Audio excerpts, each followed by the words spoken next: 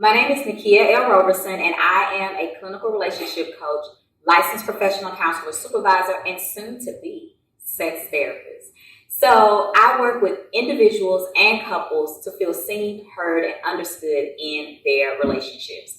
Please note that our discussions are not a substitution for therapy. I am not your therapist. My guests are not your therapists. This is not a consultation. This is not a therapy session. Please seek the help that you need from your own professional therapist, coach, counselor, or mentor, if you so choose. Now, with that being said, I'm excited to bring back to you Nightcap with Nakia. This is technically our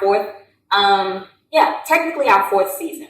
So Nightcap with Nakia is basically a chance for me to sit down and talk about relationships all around, relationships with yourself, your relationship with others, your relationship with your romantic partner. This season, we're going to focus on relationships with your romantic partner. But we're going to start this season off with a very sensitive topic. And it's sensitive, but it is a much needed discussion and a much needed topic. So today's topic is going to be about sexual trauma and trauma as it relates to our relationships with our partners. So stay tuned. Look forward to hearing what you think about this episode in the comment section.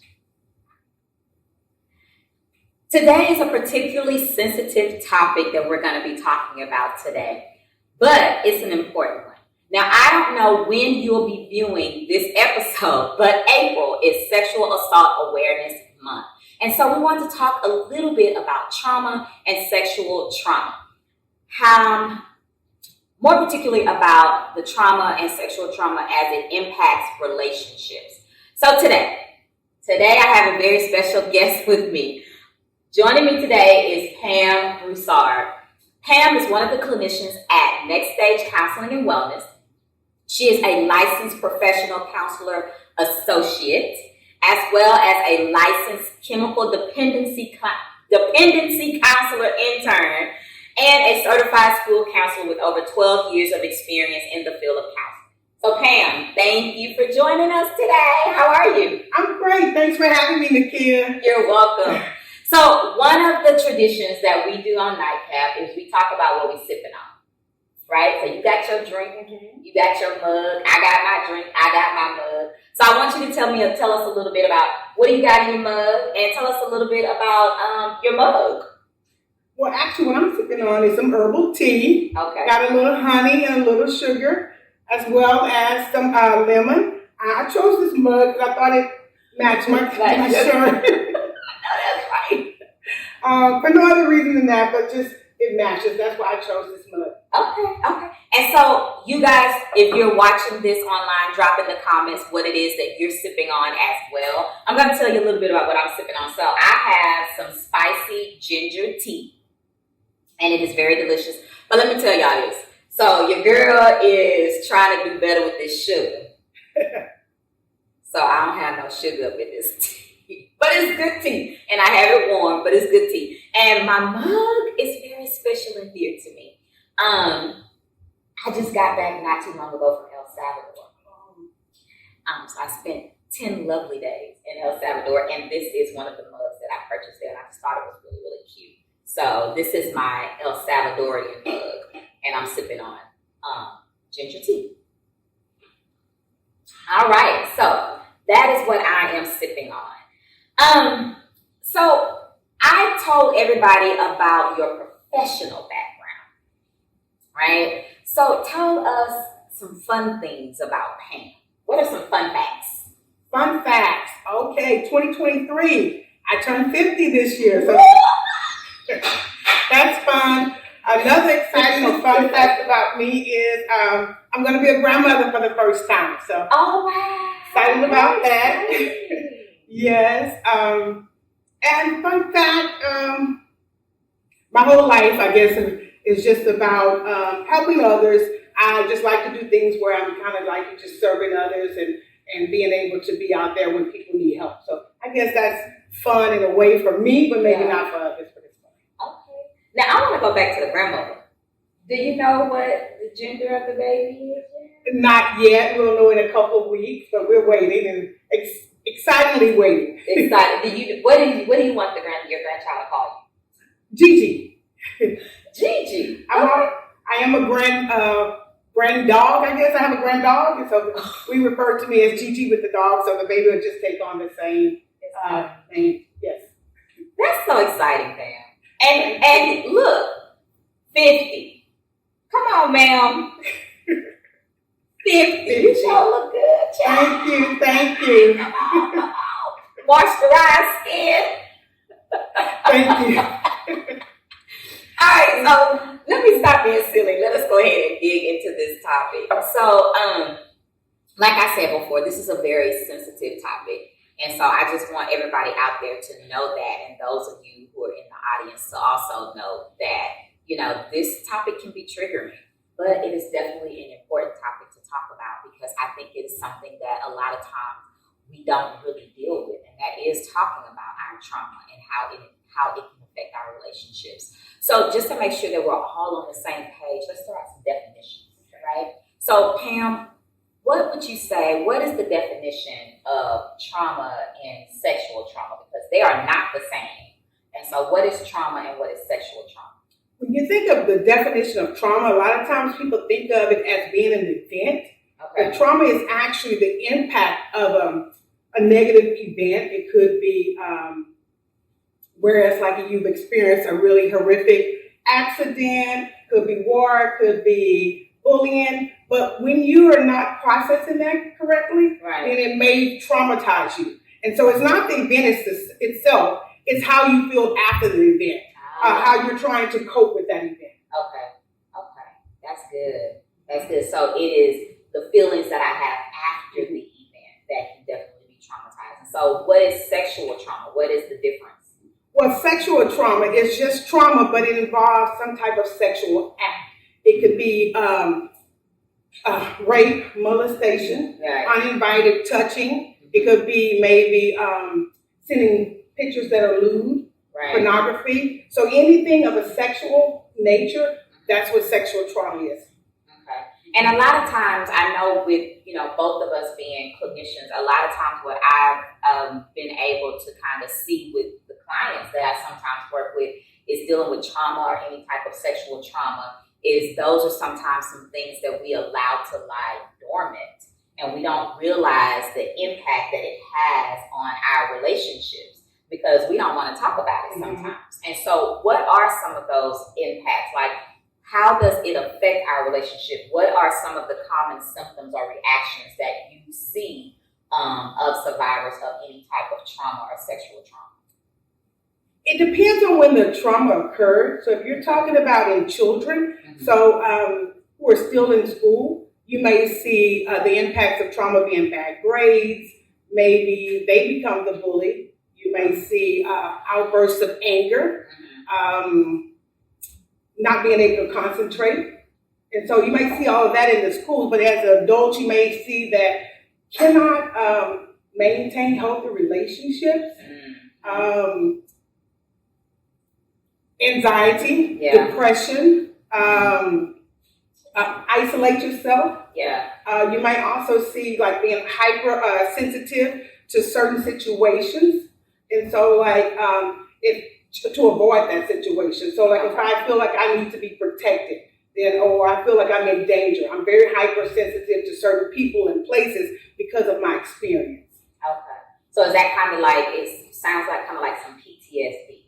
Similar to PTSD, but not everyone who experienced trauma will experience PTSD, but they will experience some type of trauma, some form. Okay. And so when you say the hypersensitive, being hypersensitive to certain situations and certain people, is that kind of like looking for the comfort or trying to find safety? And so what are some of those things that a person may act out when they are hypersensitive? Like what are some visual things that you can see in a person?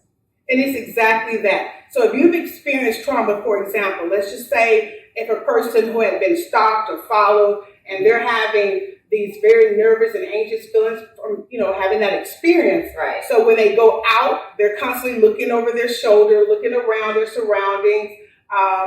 You're just like you said, you're trying to find that safe space because it's been violated. Right. And so sometimes it could also mean that you're just looking at the people in the room and you're sizing the people up. Is this a safe place? I'm looking for an exit. Right. And so it just gets to a point that every aspect of your life, you're looking for an escape. Is this a safe environment or not? Should I leave or should I stay? That part right there. Should I leave or should I stay? And I guess when I say that part right there, it reminds me of when you think about relationships even with your romantic partner, right? And so it's like, I'm not sure if I am in danger because sometimes I could have those thoughts and those things to replay in my mind. And so I may be questioning, should I leave or should I stay? Even if I am in a safe environment, right? And so with that being said, I'm just imagine, the partner who may not understand what their loved one is going through and not understand why you may be pushing me away or why you may even be questioning, should you leave or should you stay? So how does that person support, right? So how do I support my loved one if I know that this is something that they're dealing with and I see these symptoms and these things that you're talking about, these visual things that you're saying? Like, how can I be supportive of my loved one who may be going through something like that? And you're exactly right, Nakia. What you're referring to is those triggering moments. Right. So if you're in a situation with a loved one, you're in a healthy relationship, but you may have that triggering moment, the loved one should just reassure you. You're okay, you're safe. Okay. You have to be very, very patient because you have to think about it. It's not you in that moment. It's them thinking about another moment where they were violated and where the person wasn't so nice. Yeah. And so just being very patient, reassuring, letting them know that they did nothing wrong. They're not doing anything wrong in that moment also. And that you're willing to be patient and wait for them. And so that until they get the healing that they need. And so it just takes kind of like communication and with each other so that you're understanding that I know where you are, and I'm here for you, but you also know who I am to you, too. I am a person where you can feel safe. Oh, that's good. That's good. So because one of the things that you mentioned was until they get the healing, right? And so, until they get the healing. So, how do I go about that? What are some resources? What can you throw out to help somebody who is ready to go down that path and to take that journey of healing? There's lots of organizations and each state has their own, but of course you could always go to the National Sexual Assault Hotline and the different organizations for your particular city or state. I think that when you're dealing with a person trying to find the illness, there are 5 stages to trauma. And so it's similar to like grief. Okay. And so as you go through those 5 stages, you have to kind of realize if you're not at that point and if you haven't sought the treatment that you need, this can have long-lasting life effects. So that's why it's important that we do reach out. And so there's, like I said, there's different hotlines, but also maybe just finding a therapist. Psychology Today is also an awesome resource to kind of find a therapist when you're ready for that point in your life to kind of start the healing process. Yeah. One of the things that you said is it's a journey, right? It's a journey. And sometimes when we take journeys, it's not always easy. Not at all. It's not always easy. But also realizing that when you're taking journeys, especially those that are not those easy journeys, that there's always some type of brightness, I should say, or some type of relief on the other side. And to know that if I take this journey, even though it may be hard, even though it may be difficult, that on the other side, I can get peace. Correct. And I can restore a sense of, wholeness within myself. You're exactly right. And I touched a few minutes ago about the different stages. And so just to kind of quickly go over that, the first stage is going to be denial. A lot of times when a person has experienced sexual violence in any form, of course they're going to deny it. I can't believe this is happening to me. Yeah. Or, this is not my reality. Right. Which, and then they go into the stage of bargaining. You know what I'm saying? Yeah. Okay. I wish I wasn't like this. If I wasn't like this, I could do this. What if? Those what if situations. And then you may go into depression, anger or depression. Of course, those go hand in hand. I'm mad at the world. Right. And then after I'm mad, I get depressed. Mm-hmm. Why me? Why me? This shouldn't be me. It's affecting every area of my life. And then the last one is that acceptance. And a lot of times people think that when you're accepting what's happening, it's because you've forgiven the person. It's not about that forgiveness. It's about that me realizing that I went through a situation that was traumatic. Right.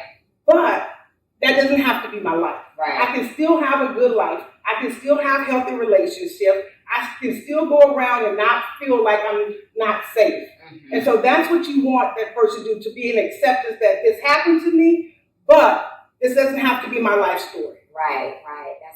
That's good. I know one of the things that I tell clients all the time is acceptance does not mean approval.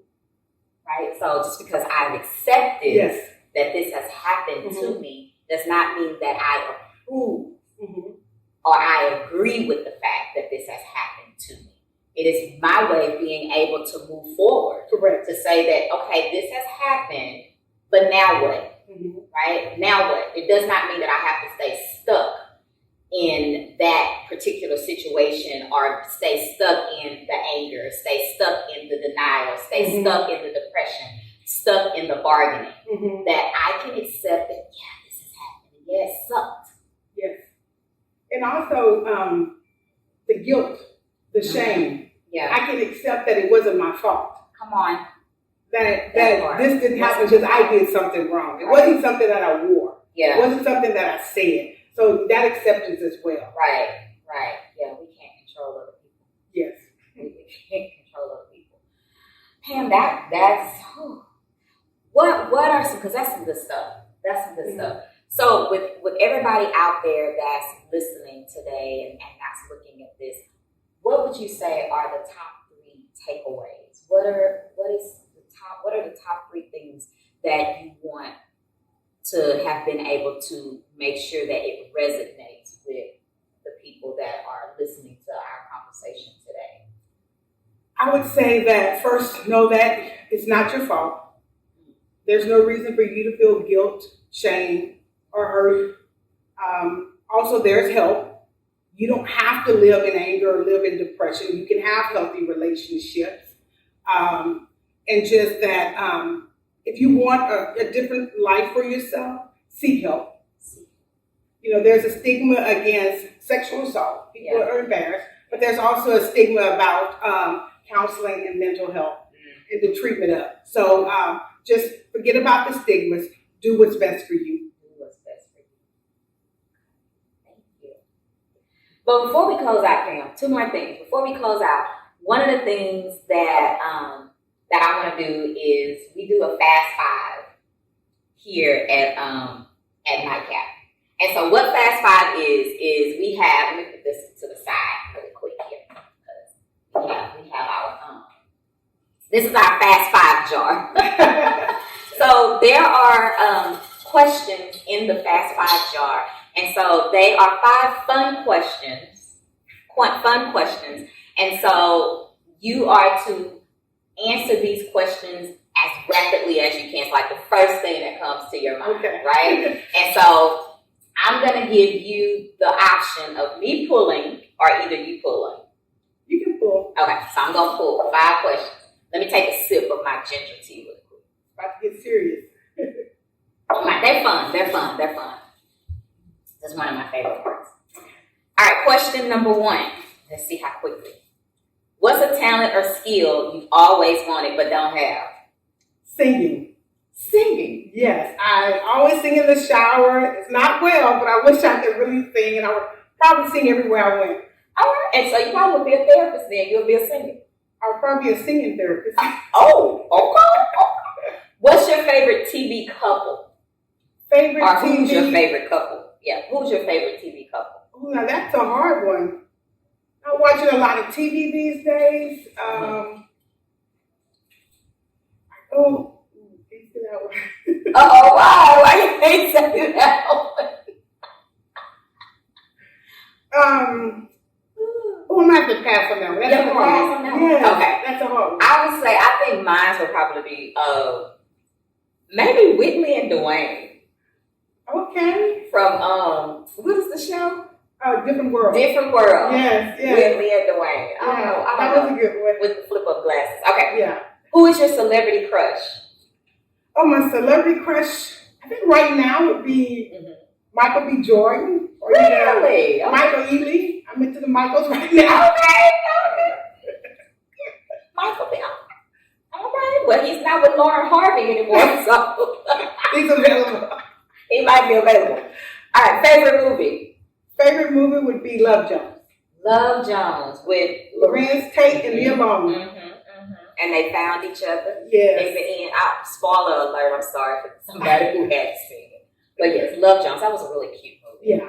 Poetry. All right, last question. Dream vacation.